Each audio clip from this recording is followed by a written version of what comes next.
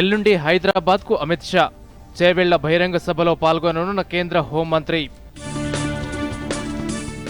MP Avinash రెడ్డికి high court మధ్యంతర ఉత్తర్వులపై supreme court stay. సోమవారం తిరిగి విచారణ చేపడతామన్న ధర్మాసనం. ధాన్యం కొనుగోళ్లు చురుకుగా సాగుతున్నాయన్న తెలంగాణ సర్కార్. చివరి గింజ వరకు కొనుగోలు చేస్తామన్న మంత్రి గంగుల కమలాకర్. ఇక వార్తలను వివరాలను చూద్దాం. రోడ్డు ప్రమాదాల వల్ల ఎంతో మంది సరైన వైద్యం అందక ప్రాణాలు కోల్పోతున్న వేళ రహదారుల వెంబడే అత్యవసర వైద్యం అందించాలని తెలంగాణ ప్రభుత్వం నిర్ణయించింది. రాష్ట్ర వ్యాప్తంగా ప్రధాన రహదారుల వెంబడి 55 అత్యవసర ట్రామా కేంద్రాలను ఏర్పాటు చేస్తున్నట్టు వైద్యారోగ్య శాఖ మంత్రి హరీష్ రావు తెలిపారు. ఈ కేంద్రాల్లో 3 స్థాయిల్లో 6 రకాల అత్యవసర వైద్య సేవలు అందుబాటులో ఉంటాయన్నారు. ట్రామా, హార్ట్అటాక్, బ్రెయిన్ స్ట్రోక్స్, మాతా శిశు అత్యవసర సేవలు అందించే విధంగా తెలంగాణ ఎమర్జెన్సీ రెస్పాన్స్ ఇనిషియేషన్ TERIకి తెలంగాణ ప్రభుత్వం శ్రీకారం చుట్టిందన్నారు. కరీంనగర్ హసన్పర్తి రైల్వే లైన్కు కేంద్రం గ్రీన్ సిగ్నల్ ఇచ్చింది. యుద్ధ ప్రాతిపదికన రీసర్వే చేయాలని అధికారులకు రైల్వే మంత్రి అశ్విని వైష్ణవ్ ఆదేశాలు జారీ చేశారు. త్వరలో నివేదిక సమర్పించాలని సూచించారు. నివేదిక వచ్చిన వెంటనే పనులు ప్రారంభించేందుకు కృషి చేస్తామని కేంద్ర మంత్రి హామీ ఇచ్చారు. కొమరవెల్లిలో స్టేషన్ ఏర్పాటు చేస్తామని కూడా కేంద్ర మంత్రి హామీ ఇచ్చారు. ఈ మేరకు బీజేపీ రాష్ట్ర అధ్యక్షుడు పార్లమెంట్ సభ్యులు బండి సంజయ్ ఒక ప్రకటన విడుదల చేశారు. తాము కోరిన వెంటనే సానుకూలంగా స్పందించి అధికారులకు ఆదేశాలు జారీ చేసిన కేంద్ర మంత్రికి బండి సంజయ్ ధన్యవాదాలు తెలిపారు. దాదాపు 62 కిలోమీటర్ల మేరకు పనులు సాగే కరీంనగర్ హసన్పర్తి ఈ రైల్వే లైన్ నిర్మాణం పూర్తయితే ఉమ్మడి కరీంనగర్, ఉమ్మడి వరంగల్ జిల్లాల ప్రజలకు ఎంతో ప్రయోజనం ఉంటుందని బండి సంజయ్ తెలిపారు. కేంద్ర హోంశాఖ మంత్రి అమిత్ షా తెలంగాణ రాష్ట్ర పర్యటన ఖరారైంది. ఈ నెల 23వ తేదీన మధ్యాహ్నం 3:30 గంటలకు కేంద్ర మంత్రి ప్రత్యేక విమానంలో శంషాబాద్ విమానాశ్రయానికి చేరుకుంటారు. సాయంత్రం 4 గంటలకు నోవాటెల్ హోటల్లో ఆస్కార్ విజేతలకిచ్చే తేనీటి విందులో పాల్గొంటారు. అనంతరం చేవెళ్లకు బయలుదేరి అక్కడ ఏర్పాటు చేసిన పార్లమెంట్ ప్రవాసీ యోజన సభలో పాల్గొంటారు. హైదరాబాద్లో కార్యక్రమాలు ముగించుకొని రాత్రి 7:50 ప్రత్యేక విమానంలో ఢిల్లీకి బయలుదేరి వెళ్తారు. అంతకుముందు నోవాటెల్ హోటల్లోనే బీజేపీ రాష్ట్ర నేతలతో కేంద్ర మంత్రి ప్రత్యేకంగా భేటీ కానున్నారు. మాజీ మంత్రి వివేకానందరెడ్డి హత్య కేసులో కడప ఎంపీ వైఎస్ అవినాష్ రెడ్డిని ఈ నెల 24వ తేదీ వరకు అరెస్టు చేయవద్దని తెలంగాణ హైకోర్టు ఇచ్చిన మధ్యంతర ఉత్తర్వులపై సుప్రీంకోర్టు స్టే విధించింది. తెలంగాణ హైకోర్టు ఇచ్చిన మధ్యంతర ఉత్తర్వులపై సుప్రీంకోర్టు ప్రధాన న్యాయమూర్తి justice DY Chandrachud, justice PS Narasimhulu నేతృత్వంలోని ధర్మాసనం అసహనం వ్యక్తం చేసింది. హైకోర్టు ఇచ్చిన మధ్యంతర ఆదేశాలను సవాల్ చేస్తూ సుప్రీంకోర్టులో వివేకానందరెడ్డి కుమార్తె డాక్టర్ సునీత పిటిషన్ దాఖలు చేశారు. ఆ పిటిషన్పై నేడు ప్రధాన న్యాయమూర్తి జస్టిస్ డివై చంద్రచూడ్ నేతృత్వంలోని ధర్మాసనం విచారణ చేపట్టింది. ఇరుపక్షాల న్యాయవాదుల వాదనలు విన్న అనంతరం తదుపరి విచారణను సోమవారానికి వాయిదా వేసింది. ఇదిలా ఉండగా మాజీ మంత్రి వివేకానందరెడ్డి హత్య కేసులో భాస్కర్ రెడ్డి, ఉదయ్ రెడ్డిల 3వ రోజు సిబిఐ విచారణ ముగిసింది. వీరిద్దరిని అధికారులు 6 గంటల పాటు విచారించారు. విచారణ అనంతరం చంచల్గూడ జైలుకు తరలించారు.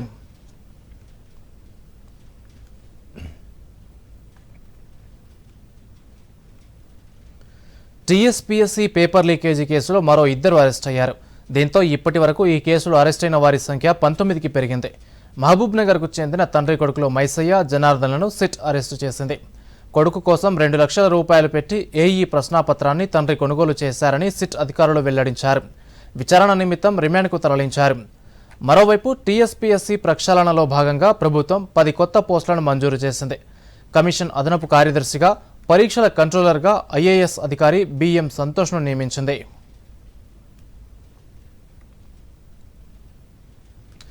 నెలవంక ఈరోజు దర్శనమివ్వడంతో రంజాన్ పర్వదినాన్ని రేపు జరుపుకోవాలని ముస్లిం మత పెద్దలు నిర్ణయించారు.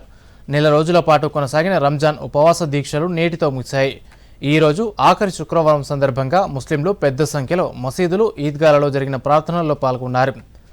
రంజాన్ పర్వదినం సందర్భంగా గవర్నర్ డాక్టర్ తమిళిసై సౌందరరాజన్, ముఖ్యమంత్రి కేసీఆర్, రాష్ట్ర మంత్రులు ముస్లిం సోదరులకు శుభాకాంక్షలు తెలిపారు. ఈ పండుగ ముస్లింలకు సుఖ సంతోషాలు, ఆరోగ్యం, ఐశ్వర్యం తీసుకురావాలని గవర్నర్ ఆకాంక్షించారు. ఈదుల్ ఫితర్ పర్వదిన వేడుకలను బంధుమిత్రులు, కుటుంబ సభ్యులతో కలిపి సంతోషంగా జరుపుకోవాలని ముఖ్యమంత్రి ఓ ప్రకటనలో కోరారు. అల్లా దీవెనలతో తెలంగాణ సుభిక్షంగా ఉండాలని, ప్రజలందరూ సుఖ సంతోషాలతో జీవించాలని ప్రార్థిస్తున్నట్టు తెలిపారు. విద్య, ఉపాధితో పాటు పలు రంగాల్లో రాష్ట్ర ప్రభుత్వం ముస్లింలకు భరోసాగా నిలిచిందన్నారు. వారి కోసం అమలు చేస్తున్న కార్యక్రమాలు సత్ఫలితాలిస్తున్నాయని ముఖ్యమంత్రి తెలిపారు. గత 9 ఏళ్లలో మైనారిటీ సంక్షేమం కోసం ప్రభుత్వం దాదాపు 13,000 కోట్ల రూపాయలు ఖర్చు చేసిందని కేసీఆర్ వివరించారు.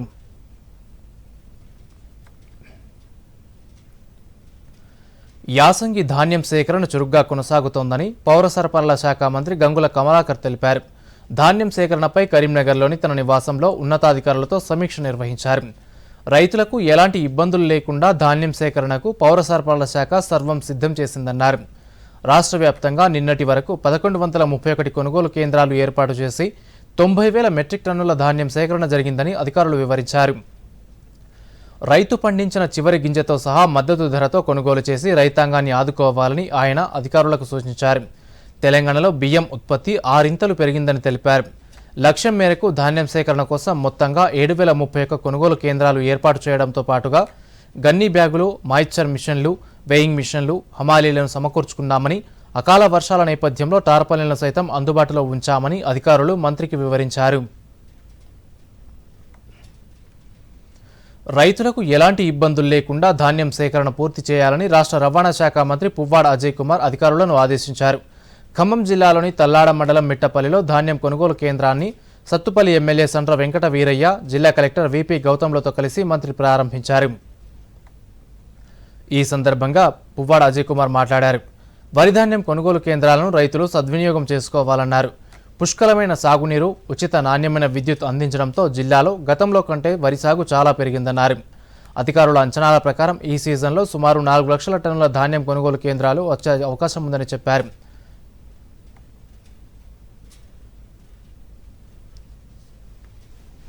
ఇతర సమయాల్లో రాజకీయాన్ని కూడా మంచి పార్టీలని ముందుకు నడిపించిన ఒక మంచి ఘనత సత్తుపల్లి నియోజకవర్గానికి ఉంది. ఇవాళ ఖమ్మం జిల్లాలో ఉన్న 10 నియోజకవర్గాల్లో సత్తుపల్లి నియోజకవర్గం బీఆర్ఎస్ పార్టీకి ఒక కంచుకోటలాగా తయారైందని చెప్పడంలో ఎటువంటి అతిశయోక్తి లేదని చెప్తా ఉన్నా. ఇది సాధ్యమైందంటే ఎట్లా సాధ్యమైందంటే కేవలం ఎమ్మెల్యే గారు మరియు వారి కింద ఉన్న వారి నాయకత్వం, బీఆర్ఎస్ నాయకత్వం ప్రజలతోని క్యాడర్తోని మమేకమై పార్టీని బలోపేతం చేయడం కోసం అని చెప్పి నిరంతరం కృషి చేసిన విధానమే దానికి ఉదాహరణగా నేను ఈ సందర్భంగా తెలియజేస్తా ఉన్నా. దేశ ప్రయోజనాలను మాత్రమే దృష్టిలో ఉంచుకొని నిర్ణయాలు తీసుకోవాలని కేంద్ర రాష్ట్ర ప్రభుత్వాల ప్రభుత్వ ఉద్యోగులను ప్రధాని నరేంద్ర మోదీ కోరారు. ఢిల్లీలో సివిల్ సర్వీసెస్ డే సందర్భంగా సివిల్ సర్వెంట్లను ఉద్దేశించి ప్రధాని మాట్లాడారు. సుపరిపాలన కీలకమని అన్నారు. అమృత్కాల్ సందర్భంగా నవభారత నిర్మాణంలో యువ సివిల్ సర్వెంట్లు అత్యంత కీలక పాత్ర పోషిస్తున్నారని అభినందించారు. అమృత్కాల్లో స్వాతంత్ర సమరయోధుల కలలను నెరవేర్చడం సమష్టి బాధ్యతని గుర్తు చేశారు. గత 9 ఏళ్లలో సాధించిన విజయాలతో భారత్ ఎంతో ఎత్తుకెదిగిందన్నారు. డిజిటల్ చెల్లింపుల్లో భారత్ ప్రథమ స్థానంలో ఉందని, మొబైల్ డేటా అత్యంత చౌకగా లభించే దేశాల్లో ఒకటిగా ఉందన్నారు. దేశ గ్రామీణ ఆర్థిక వ్యవస్థ మారుతుందని, కోవిడ్ ఉన్నప్పటికీ భారతదేశం ప్రపంచంలో 5వ అతిపెద్ద ఆర్థిక వ్యవస్థ, ప్రపంచంలోని 3వ అతిపెద్ద స్టార్టప్ పర్యావరణ వ్యవస్థ అని ప్రధాని సూచించారు. कागजों में पैदा हुए ऐसे लाखों करोड़ों फर्जी नामों की आड़ में एक बहुत बड़ा इकोसिस्टम भ्रष्टाचार में जुटा था. आज देश के प्रयासों से, आप सभी के प्रयासों से ये सिस्टम बदला है. देश के करीब 3 लाख करोड़ रुपए गलत हाथों में जाने से बचे हैं. आप सब इसके लिए अभिनंदन के अधिकारी हैं.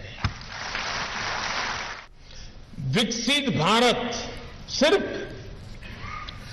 आधुनिक इंफ्रास्ट्रक्चर या आधुनिक निर्माण तक सीमित नहीं है.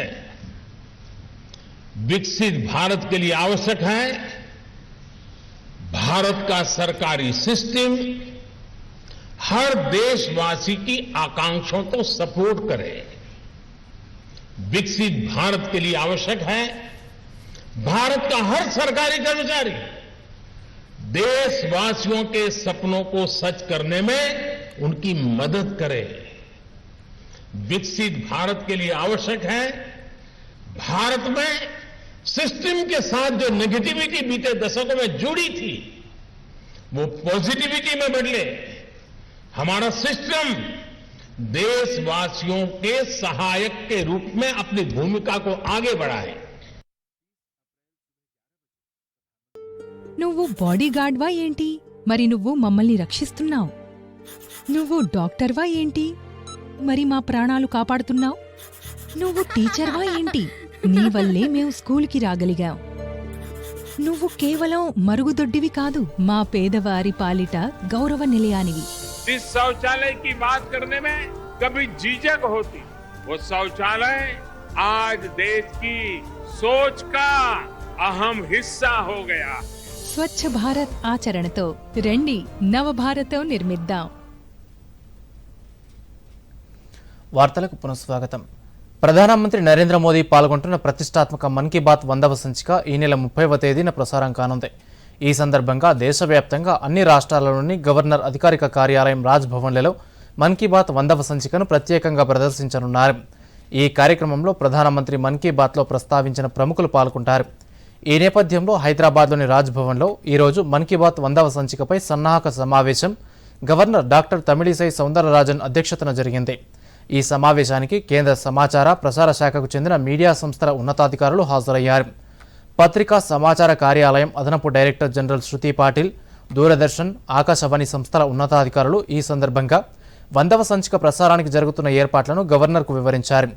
మన్ కీ బాత్లో తెలంగాణకు చెందిన 6 ప్రముఖుల గురించి ప్రధానమంత్రి ప్రస్తావించారని, వారు రాజ్ భవన్లో జరిగే కార్యక్రమంలో పాల్గొంటారని చెప్పారు. ఈ సందర్భంగా గవర్నర్ మాట్లాడుతూ మన్ కీ బాత్ కార్యక్రమం విశేష రీతిలో ప్రజల ఆదరణ పొందిందని చెప్పారు. ప్రతి మన్ కీ బాత్ సంచికలో వర్తమాన అంశాలపై ప్రధానమంత్రి ఇచ్చిన సూచనలు ప్రజలను ప్రభావితం చేశాయని అన్నారు. మన్ కీ బాత్ ద్వారా రేడియో పూర్వ వైభవం సాధించిందని గవర్నర్ కొనియాడారు. ఈ కార్యక్రమాన్ని అన్ని ప్రాంతీయ భాషల్లో ప్రసారం చేస్తూ ప్రజల్లో ఉత్తేజం కల్పించడంలో ఆకాశవాణి సఫలీకృతమైందని అన్నారు. 100వ సంచికపై విస్తృత ప్రచారం కల్పించాలన్నారు. కేంద్ర మీడియా విభాగాలు సమన్వయంతో పనిచేస్తూ కార్యక్రమాన్ని విజయవంతం చేయాలని గవర్నర్ అధికారులను కోరారు.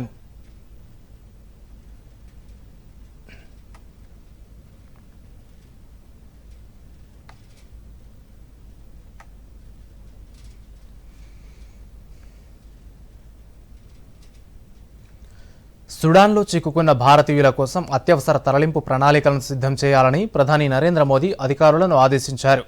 ఈ క్రమంలో సుడాన్ పొరుగు దేశాలతోనూ సంప్రదింపులు జరపాలన్నారు. సంక్షోభంలో చిక్కుకున్న సుడాన్లో తాజా పరిస్థితులు, భారతీయుల తరలింపుపై ప్రధాని ఉన్నతస్థాయి సమావేశంలో సమీక్షించారు. ఈ సమావేశంలో విదేశాంగ మంత్రి జైశంకర్, వైమానిక, నౌకాదళాధిపతులు, రక్షణ శాఖ అధికారులు వర్చువల్గా పాల్గొన్నారు. సుడాన్లో తాజా పరిణామాలను అధికారులు ప్రధానికి నివేదించారు.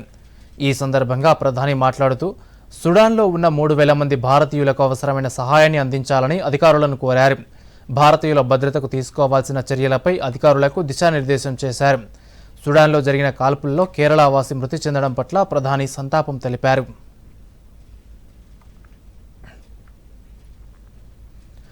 ప్రధానమంత్రి ప్రతి నెలా చివరి ఆదివారం దేశ ప్రజలతో సంభాషించే కార్యక్రమం మన్ కీ బాత్ వచ్చే 100వ సంచిక ఈ నెల 30వ తేదీన ప్రసారమవుతుంది. 2014 అక్టోబర్ 3న ప్రారంభమైన మన్ కీ బాత్ కార్యక్రమం ద్వారా ప్రధానమంత్రి నరేంద్ర మోదీ దేశ ప్రజలతో వివిధ అంశాలపై తమ అభిప్రాయాలను పంచుకుంటున్నారు. వర్తమాన విషయాలు, వెలుగులోకి రాని పలువురు విశిష్ట వ్యక్తులు, ప్రజా సమస్యలు, ప్రజలు, ముఖ్యంగా యువతీ యువకుల ప్రతిభా పాఠవాల గురించి ప్రధానమంత్రి మన్ కీ బాత్ కార్యక్రమంలో ప్రస్తావిస్తున్నారు. కోవిడ్ మహమ్మారి సమయంలో వైరస్ బారిన పడి ఎంతోమంది ప్రజలు మెరుగైన చికిత్స, కుటుంబ సభ్యుల ప్రేమ, సంరక్షణతో కోలుకున్నారు. ఎంతోమంది నర్సింగ్ సిబ్బంది తమ ప్రాణాలను పణంగా పెట్టి కోవిడ్ రోగులకు సేవలందించారు. ఎంతో ప్రేమానురాగాలతో వారిని కంటికి రెప్పలా కాపాడి వైరస్ బారి నుంచి త్వరగా కోలుకునేందుకు అవసరమైన సపర్యలు చేశారని ప్రధానమంత్రి 2021 ఏప్రిల్ 25న ప్రసారమైన మన్ కీ బాత్లో తెలియజేశారు.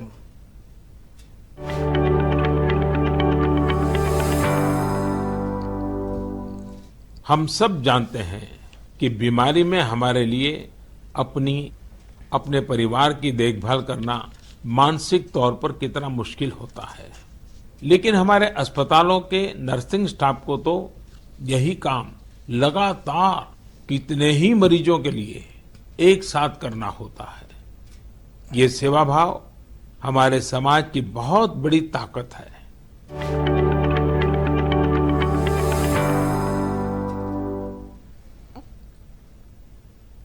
పాలమూరు ఐటీ పార్కులో వివిధ దేశాలకు చెందిన కంపెనీలు ఏర్పాటు కాబోతున్నాయని ఎక్సైజ్ క్రీడా శాఖ మంత్రి శ్రీనివాస్ గౌడ్ తెలిపారు. దివిటిపల్లి వద్ద నిర్మాణం పూర్తయిన ఐటీ టవర్ను కలెక్టర్ రవినాయక్, అడిషనల్ కలెక్టర్ సీతారామరావుతో కలిసి మంత్రి పరిశీలించారు. ఈ సందర్భంగా శ్రీనివాస్ గౌడ్ మాట్లాడుతూ మే 6వ తేదీన మంత్రి కేటీఆర్ దివిటిపల్లి ఐటీ టవర్ను ప్రారంభిస్తారని తెలిపారు. దివిటిపల్లి ఐటీ టవర్ నుంచి కార్యకలాపాలు నిర్వహించడానికి ఇప్పటికే అమెరికా, ఇంగ్లాండ్ దేశాలకు చెందిన పలు సంస్థలు ముందుకొచ్చాయన్నారు. దేశ విదేశాల్లో పనిచేస్తున్న వారు కూడా సొంత జిల్లాకు వచ్చి ఉద్యోగాలు చేసుకునే విధంగా ఐటీ టవర్ను తీర్చిదిద్దుతామన్నారు. స్థానిక యువతకు వృత్తి నైపుణ్య శిక్షణ అందించి మంచి ఉద్యోగాలు సాధించేలా ప్రోత్సహిస్తామని పేర్కొన్నారు. వచ్చే 3 ఏళ్లలో ఐటీ టవర్ ద్వారా కనీసం 30,000 ఉద్యోగాలు లభించేలా చర్యలు తీసుకుంటామన్నారు. చదువు, ఆరోగ్యం కూడా మంచి హాస్పిటల్ తెచ్చుకున్నాం, కానీ చదువుకున్న వాళ్లకు ఉద్యోగాలు లేవు. ఇక్కడ చదువుకొని అమెరికా, దుబాయ్ పోతున్నారు, కష్టం అని చెప్పి వారు కోరడంగానే మరి గౌరవ ముఖ్యమంత్రి గారి అనుమతితో వెంటనే ఐటీ టవర్ను మంజూరు చేసి 3 నెలల్లో ఆ రోజు మరి ఈరోజు ఇక్కడ 400 ఎకరాలు, దాదాపు 400 ఎకరాల్లో మెగా ఐటీ ఇండస్ట్రియల్ కారిడారు ఈరోజు బిల్డింగ్ కంప్లీట్ అయింది. ఎన్నో ఏళ్ళ కళ, 14 లక్షల మంది వలసపోయినటువంటి మా జిల్లా. చదువుకోకపోతే ఒక బాధ, చదువుకుంటే ఒక బాధ. చదువుకోకపోయినా గంపపార పట్టుకొని పోయిండు, చదువుకుంటే పెన్ను పుస్తకం పట్టుకొని దేశాలు వెళ్ళిపోయాడు. మళ్ళీ విదేశాల్లో ఉన్నటువంటి మా మహబూబ్నగర్ బిడ్డలతో మాట్లాడుతూ ఉన్నాం. మీకు ఇక్కడ కంపెనీలు పెట్టుకోండి, లేదంటే ఉద్యోగాలు ఇక్కడ చేయండి, కళ్ళ ముందరనే ఉండండి. మీరు అక్కడ ఎంత సంపాదిస్తారో అమెరికాలో ఇక్కడ కూడా అంత సంపాదించేటట్లు అవకాశాలు కలిగిస్తున్నామని చెప్పి మరి 6 తారీఖు నాడు ఇక్కడ ఓపెన్ అవుతుంది కనుక కలెక్టర్ గారు, అడిషనల్ కలెక్టర్ గారు, మా మున్సిపల్ కమిషనర్ గారు, టీఎస్ఏఎస్సి మేనేజర్స్ వాళ్ళందరూ కూడా ఇక్కడ రావడం జరిగింది. రైతులకు వ్యవసాయ సంబంధిత చట్టాలు, హక్కులు, భూ సమస్యలపై అవగాహన కల్పించేందుకు జగిత్యాల జిల్లా మల్యాల మండల కేంద్రంలో అగ్రి లీగల్ ఎయిడ్ క్లినిక్ నిర్వహించారు. Senior civil judge K Prasad ముఖ్య అతిథిగా హాజరై రైతుల సమస్యలకు సలహాలు, సూచనలు అందజేశారు. రాష్ట్ర న్యాయ సేవల అథారిటీ ఆదేశాల మేరకు జిల్లా న్యాయ సాధికారక సంస్థ ఆధ్వర్యంలో మొట్టమొదటిసారిగా నిర్వహించిన లీగల్ ఎయిడ్ క్లినిక్కు రైతులు పెద్ద సంఖ్యలో హాజరయ్యారు. ఈ సందర్భంగా senior civil judge K Prasad దూరదర్శన్తో మాట్లాడారు.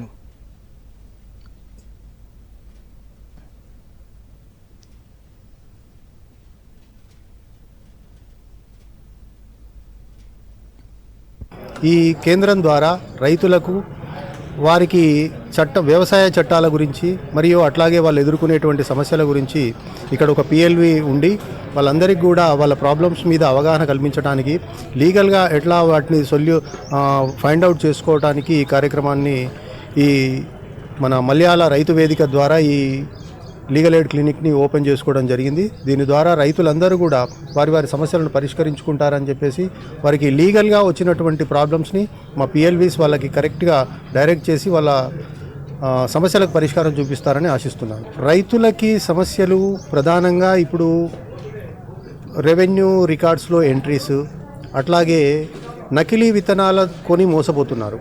ఇట్లాంటివన్నిటిని కూడా మా పిఎల్వీస్ దగ్గర ఉండి వాటిని వాళ్ళకు ఎక్స్ప్లెయిన్ చేసి రైతులు మోసపోకుండా ఉండడానికి ఏమేం చర్యలు తీసుకోవాలో agricultural market committees, agricultural officers అందరూ కూడా ఉన్నారు.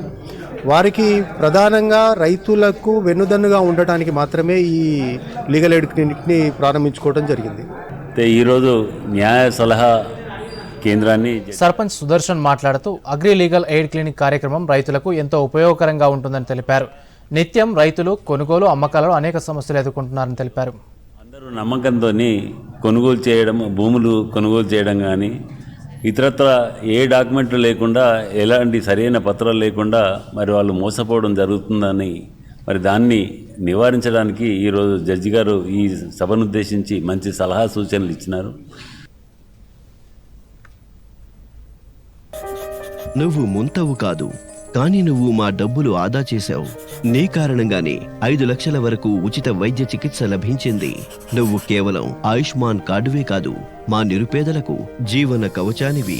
आयुष्मान भारत गरीब के जीवन को बचाने में अहम भूमिका निभा रहा है। 130 करोड़ लोगों के सामूहिक संकल्प और सामर्थ्य का भी प्रतीक है। సర్వే సంతు నిరామయ అనే లక్ష్యంతో రండి, నవభారతాన్ని నిర్మిద్దాం. వార్తలకు పునఃస్వాగతం. పాలమూరు రంగారెడ్డి ఎత్తిపోతల ప్రాజెక్టు నిర్మాణాన్ని వెంటనే చేపట్టేందుకు అనుమతి ఇవ్వాలని రాష్ట్ర బీజేపీ అధ్యక్షుడు బండి సంజయ్ కేంద్రాన్ని కోరారు. ఈ విషయంలో రాష్ట్ర ప్రభుత్వం పంపించిన డీపీఆర్ను పరిశీలించాలని కోరారు. ఢిల్లీ పర్యటనలో ఉన్న బండి సంజయ్ కేంద్ర జలశక్తి వనరుల శాఖ మంత్రి గజేంద్ర సింగ్ షెకావత్ను కలిసి ఈ మేరకు వినతిపత్రం అందజేశారు. పాలమూరు రంగారెడ్డి ప్రాజెక్టు ద్వారా ఉమ్మడి మహబూబ్ నగర్, రంగారెడ్డి, నల్గొండ జిల్లాల ప్రజలకు సాగు, తాగునీరు అందుతుందన్నారు.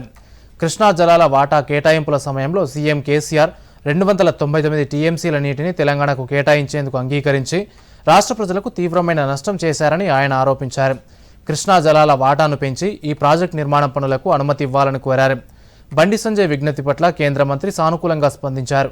ఈ ప్రాజెక్టుకు అనుమతుల విషయంపై సత్వరమే నిర్ణయం తీసుకుంటామని హామీ ఇచ్చారు. రాష్ట్ర వ్యాప్తంగా సంచలనం సృష్టించిన Warangal Kakatiya medical college PG విద్యార్థిని ప్రీతి మృతిపై కీలక విషయాలు వెలుగులోకి వచ్చాయి. వైద్య విద్యార్థిని ప్రీతిది ఆత్మహత్యేనని వరంగల్ సిపి రంగనాథ్ స్పష్టం చేశారు. ప్రీతి శవపరీక్ష నివేదిక వచ్చిందని వెల్లడించారు. ఆ నివేదికలో ఇంజెక్షన్ ద్వారా పాయిజన్ తీసుకున్నట్టు భావిస్తున్నామన్నారు.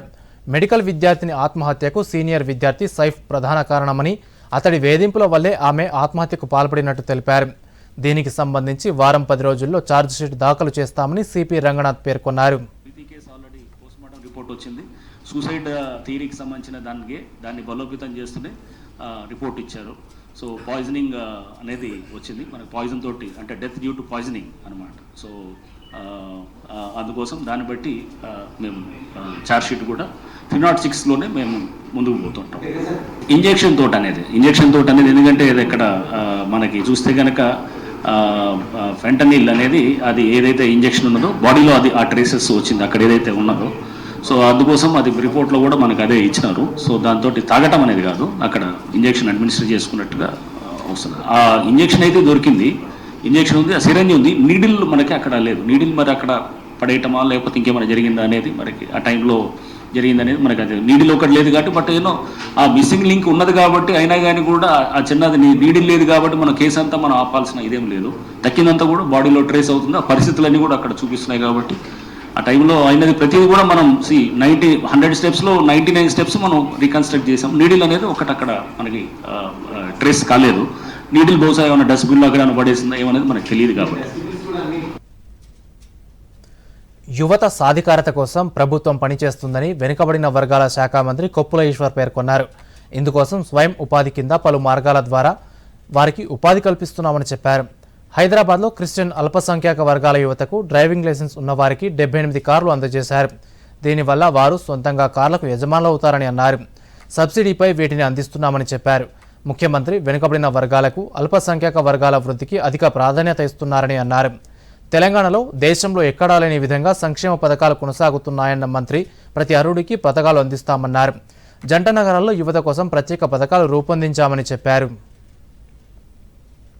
నిరుద్యోగులుగా ఇతర కార్ల పైన డ్రైవర్లుగా పనిచేసేటువంటి వాళ్లకు సొంతగానే వారు కారు ఓనర్గా ఉండేటువంటి అవకాశాన్ని కల్పించే విధంగా తెలంగాణ రాష్ట్ర ప్రభుత్వం అనేక చర్యలు తీసుకొని ఇదివరకే వాళ్ళకు సబ్సిడీ ద్వారా కార్లను అందించడం జరుగుతూ ఉంది. ఈరోజు కూడా 78 మంది లబ్ధిదారులకు వాళ్ళకు కార్లను అందించడం జరిగింది.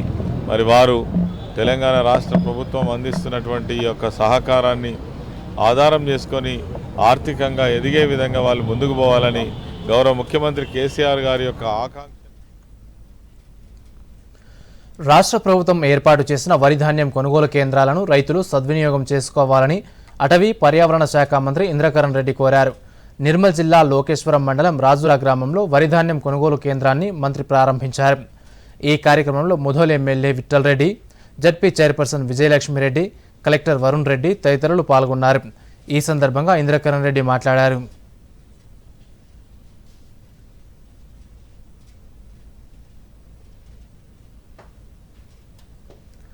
గ్రామాల్లో తాగునీరు, సాగునీరు, విద్యుత్ సమస్యలను పూర్తిగా అధిగమించడంతో సాగు విస్తీర్ణం పెరిగిందని వివరించారు. నాణ్యమైన విద్యుత్ సరఫరాతో అన్ని ఉత్పాదక వ్యవస్థలు ఆర్థికంగా నిలదొక్కుంటున్నాయని తెలిపారు. అన్ని వర్గాల ప్రజల సంక్షేమం కోసం ప్రభుత్వం అమలు జరుపుతున్న పథకాలను ప్రజలు సద్వినియోగపరచుకోవాలని ఇంద్రకరణ్ రెడ్డి కోరారు. విద్యార్థుల్లో క్రీడల పట్ల ఆసక్తి కలిగేలా తగిన చర్యలు తీసుకోవాలని ఇందుకు పాఠశాలలే సరైన వేదికలని గవర్నర్ డాక్టర్ తమిళిసై సౌందరరాజన్ అన్నారు. హైదరాబాద్ గచ్చిబౌలిలోని నవోదయ విద్యాలయం ఆవరణలో ఆదిత్య మెహతా ఫౌండేషన్ నేతృత్వంలో ఏర్పాటు చేసిన టాలెంట్ హంట్ను గవర్నర్ ప్రారంభించారు. ఈ టాలెంట్ హంట్ ద్వారా ఎంపికైన వారిని జాతీయ, అంతర్జాతీయ స్థాయిలో జరిగే క్రీడలకు ఎంపిక చేస్తారు. మొత్తం 400 మంది విద్యార్థులు ఈ కార్యక్రమంలో పాల్గొంటున్నారు. టాలెంట్ హంట్లో భాగంగా ఏర్పాటు చేసిన క్రీడా ప్రదర్శనను గవర్నర్ తిలకించారు. ఈ కార్యక్రమంలో పాల్గొంటున్న వారిని పలకరించారు. ప్రత్యేక అవసరాలున్న విద్యార్థుల కోసం నిర్వహిస్తున్న క్రీడల గురించి ఆమె అడిగి తెలుసుకున్నారు. To identify their talents and to move forward more confidently. So my appreciation to the trainers who patiently train these children, and my appreciation to the parents. The parents very patiently hand these children. So my appreciation to the family members, to the staff of this institution and the office bearers of the organization. And I always feel Aditya Mehta. So many programs I have attended. Today my office also told. ఉద్యోగ ఉపాధి అవకాశాల పేరిట తగు అనుమతులు లేకుండా అక్రమంగా విదేశాలకు పంపే ఏజెన్సీలపై కఠిన చర్యలు చేపట్టేందుకు 1983 ఇమిగ్రేషన్ చట్టం స్థానంలో సరికొత్త చట్టాన్ని ప్రవేశపెడుతున్నట్టు భారత విదేశీ మంత్రిత్వ శాఖ కార్యదర్శి ఔసాఫ్ సయీద్ తెలిపారు. ఈ చట్టానికి తగు సలహాలు, సూచనలు అందించాలని రాష్ట్రాలను కోరినట్టు చెప్పారు. విదేశీ వ్యవహారాల మంత్రిత్వ శాఖ ఆధ్వర్యంలో విదేశాలకు వెళ్లే వలస కార్మికులు, ఉద్యోగుల భద్రత, క్రమబద్ధీకరణ, పోలీస్ శాఖ చేపట్టాల్సిన చర్యలు అనే అంశంపై హైదరాబాద్ డీజీపీ కార్యాలయంలో ఈరోజు ప్రత్యేక సమావేశం జరిగింది. సమావేశంలో విదేశీ మంత్రిత్వ శాఖ కార్యదర్శి Ausaf Sayeed, immigrants protector general joint secretary Brahmakumar, under secretary Sudhir Kumar Meena, DGP Anjani Kumar, additional డీజీలు, నగర పోలీస్ కమిషనర్లు, ఇతర సీనియర్ అధికారులు పాల్గొన్నారు.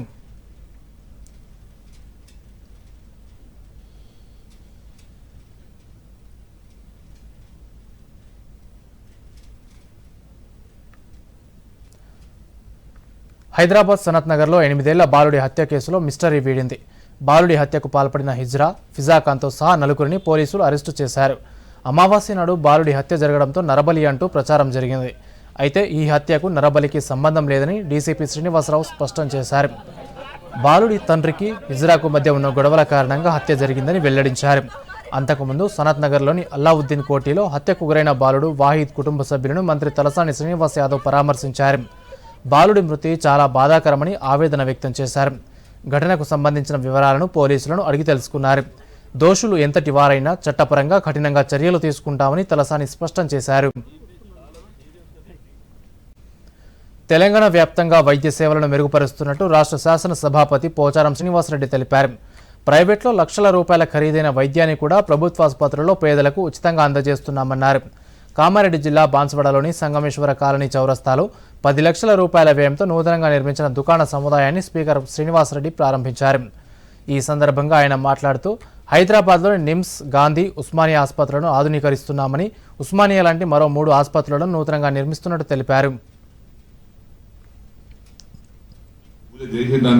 కిడ్నీ రోగులకు కూడా జీవితాంతం ఖరీదైన మందులు ఉచితంగా ఇవ్వడంతో పాటు కిడ్నీ మార్పిడి చికిత్సలను కూడా ప్రభుత్వ ఆసుపత్రుల్లో అందుబాటులోకి తీసుకొచ్చినట్టు పోచారం తెలిపారు.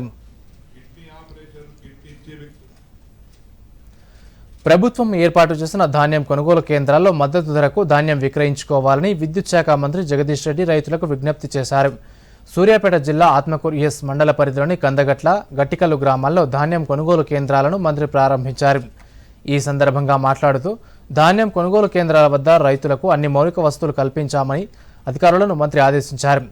కొనుగోలు కేంద్రాల వద్ద గట్టి నిఘా ఏర్పాటు చేశామని, దళారులు రైతులను నష్టపరిస్తే కఠిన చర్యలు తప్పవని జగదీష్ రెడ్డి హెచ్చరించారు. రాష్ట్ర ప్రభుత్వం అత్యంత ప్రతిష్టాత్మకంగా అమలు చేస్తున్న కంటి వెలుగు పథకం అద్భుతమైన కార్యక్రమమని శాసనమండలి చైర్మన్ గుత్తా సుఖేందర్ రెడ్డి అన్నారు. ఈ పథకం పేద ప్రజలకు గొప్ప వరమని తెలిపారు. నల్గొండ జిల్లా చిట్యాల మండలం ఉర్మడ్ల గ్రామంలో కంటి వెలుగు శిబిరంను సందర్శించి లబ్ధిదారులకు కంటి అద్దాలను అందజేశారు. ఈ సందర్భంగా గుత్తా మాట్లాడుతూ తెలంగాణ ప్రభుత్వం అనేక వినూత్న పథకాలను, కార్యక్రమాలను అమలు చేస్తోందని చెప్పారు. ప్రజారోగ్య వ్యవస్థ బలోపేతమయ్యేలా వైద్య సేవలను గ్రామీణ స్థాయి వరకు విస్తరిస్తున్నామన్నారు. సంగారెడ్డి జిల్లా న్యాల్కల్ మండలంలోని రాఘవాపూర్ పంచవటి క్షేత్ర పరిసరాల్లో గరుడ గంగపూర్ణ మంజీర కుంభమేళా ఈ నెల 24 నుంచి జరగనుంది. కుంభమేళాకు అన్ని ఏర్పాట్లను ఈ నెల 22 లోపు పూర్తి చేయాలని జిల్లా కలెక్టర్ శరత్ సంబంధిత అధికారులను ఆదేశించారు. వివిధ శాఖల అధికారులతో కుంభమేళా ఏర్పాట్ల పురోగతిని కలెక్టర్ సమీక్షించారు. ఈ సందర్భంగా మాట్లాడుతూ కుంభమేళాకు వివిధ రాష్ట్రాల నుంచి తరలివచ్చే సాధువులు భక్తులకు ఎలాంటి ఇబ్బందులు కలగకుండా అన్ని ఏర్పాట్లను సమన్వయంతో పూర్తి చేయాలని ఆయా శాఖల అధికారులను ఆదేశించారు. కుంభమేళాకు వచ్చే మార్గంతో పాటు నదీ తీరంలో ప్రత్యేక ఏర్పాట్లు చేయాలన్నారు. మంజీరా నదిలో భక్తుల కోసం స్నానఘట్టాలు ఏర్పాటు చేయాలన్నారు. కుంభమేళాకు కర్ణాటక, మహారాష్ట్రల నుంచి వచ్చే భక్తుల కోసం ప్రత్యేక బస్సులను నడపాలని ఆర్టీసీ అధికారులకు సూచించారు. రాష్ట్రంలో వచ్చే 3 రోజులు అక్కడక్కడ తేలికపాటి నుంచి ఓ మోస్తరు వర్షాలు కురిసే అవకాశం ఉందని హైదరాబాద్ వాతావరణ కేంద్రం తెలిపింది. ఈ రోజు, రేపు కొన్ని చోట్ల ఉరుములు, మెరుపులతో కూడిన జల్లులు కురిసే అవకాశం ఉందని పేర్కొంది. తెలంగాణ నుంచి రాయలసీమ మీదుగా దక్షిణ తమిళనాడు వరకు అల్పపీడన ద్రోణి కొనసాగుతోందని వెల్లడించింది. ఈ సాయంత్రం హైదరాబాద్లోని పలు ప్రాంతాల్లో వర్షం కురిసింది.